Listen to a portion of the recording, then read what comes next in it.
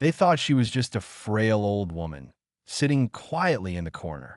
They were about to learn exactly how wrong they were. Eleanor Hayes was 78 years old. For the last few years, she lived alone in the same modest house she'd shared with her late husband, George, a small place at the end of a quiet street, with a garden she still tended every single morning.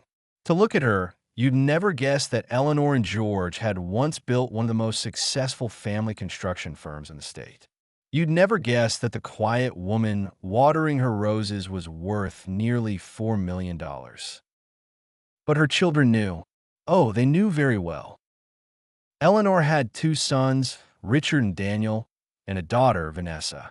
And as George's health had faded, and then as Eleanor herself slowed down, the three of them had started to circle.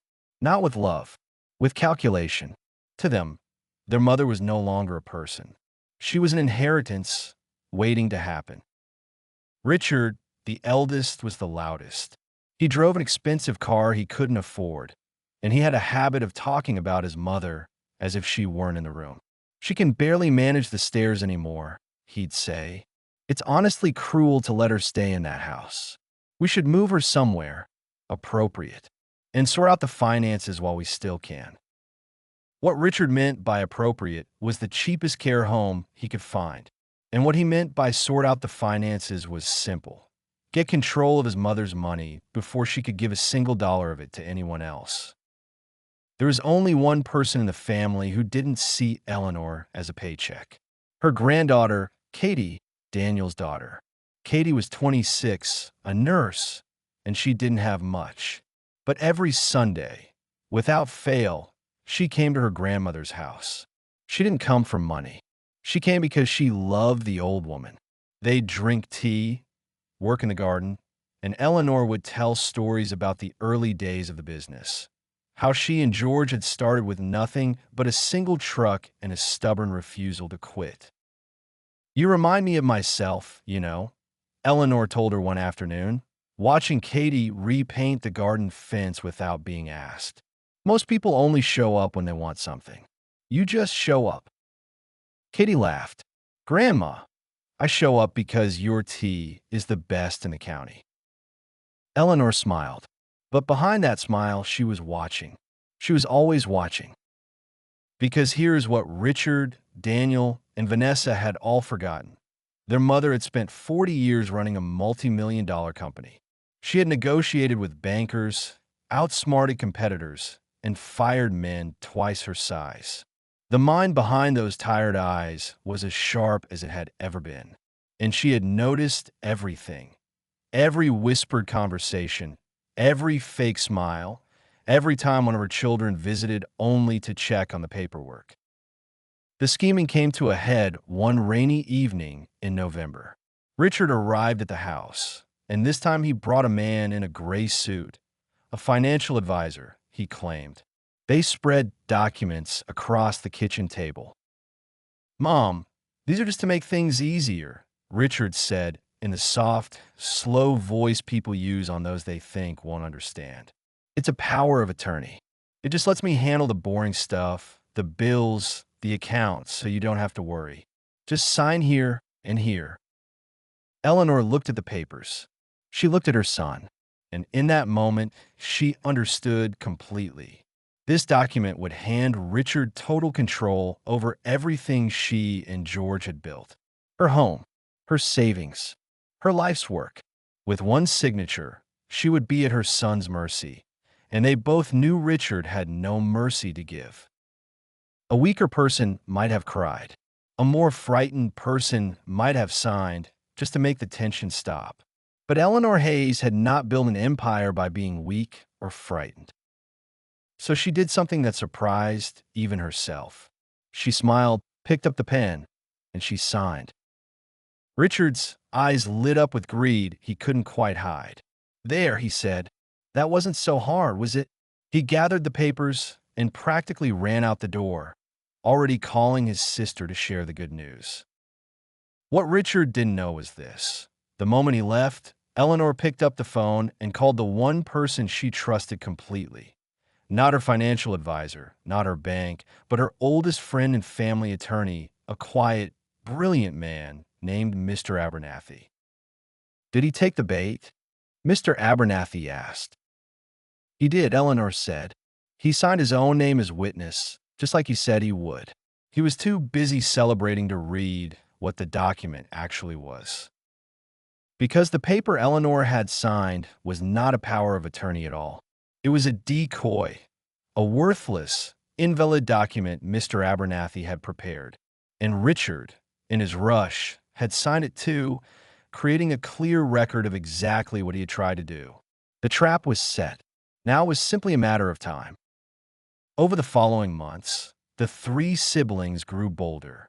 Believing they now controlled their mother's affairs, they began to act like the money was already theirs.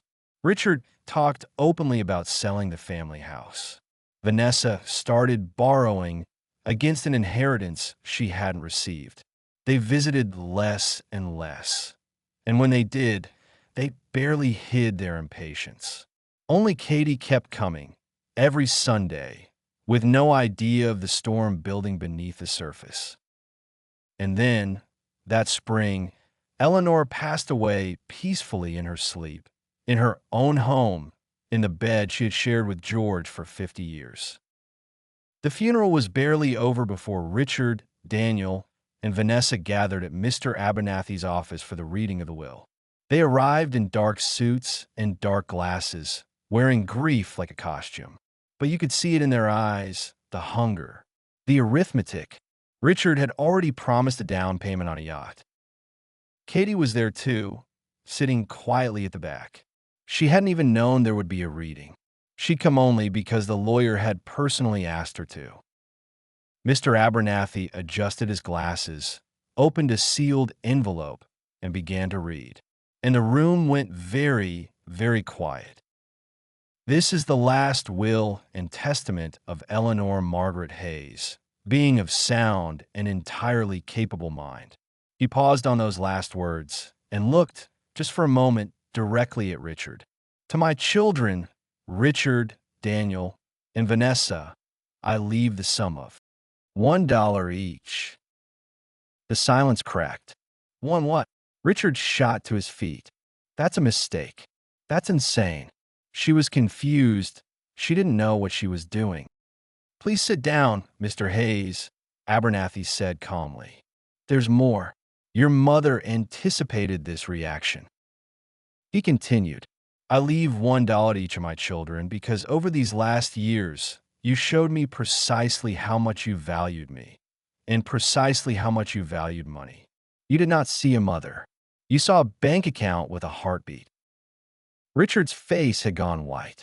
Vanessa was gripping the armrest of her chair. To my granddaughter, Katie, Abernathy read on, who asked me for nothing and gave me everything, her time, her patience, and her love, I leave the entirety of my estate, my home, my savings, and the full proceeds of the family business, just under $4 million to be placed in her care. Katie didn't move. She couldn't. She simply stared, the words refusing to make sense. But Eleanor, even in death, was not quite finished. Mr. Abernathy reached into his folder and produced one more document. Your mother also left instructions, he said, regarding a certain power of attorney that her son Richard attempted to have her sign last November. I have here the document, invalid and signed by Richard himself as witness, along with your mother's written, witnessed account of that evening. She wished me to make one thing perfectly clear. She was never confused. She was never incapable. She knew exactly what each of you was trying to do, and she chose, with a clear and steady mind, to leave her life's work in the hands of the one person who never asked for it. Richard opened his mouth, then closed it again. There was nothing to say.